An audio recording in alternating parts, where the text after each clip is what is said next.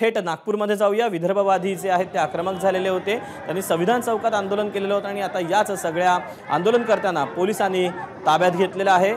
पोलिसांकडून या सगळ्या कार्यकर्त्यांना ताब्यात घेतलं जातं।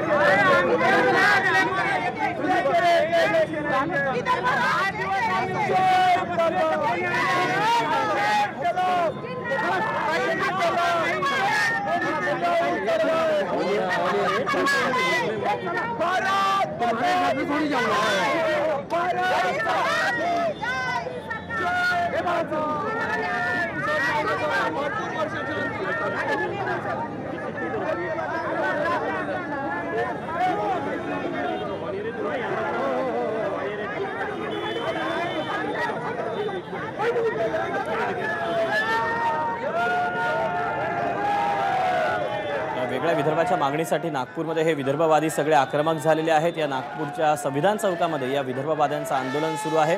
अनेकांनी रस्त्यावर झोपून या ठिकाणी घोषणाबाजी देखील केलेली आहे। 31 डिसेंबरपर्यंत वेगळा विदर्भ करून द्या अशी मागणी या सगळ्या आंदोलनकर्त्यांनी केलेली होती। यासाठी त्यांनी उपोषण देखील केलेलं होतं, परंतु त्यानंतर आज त्यांची बैठक पार पडली आणि त्यानंतर त्यांनी नागपूरच्या संविधान चौकात आंदोलनाला सुरुवात केली।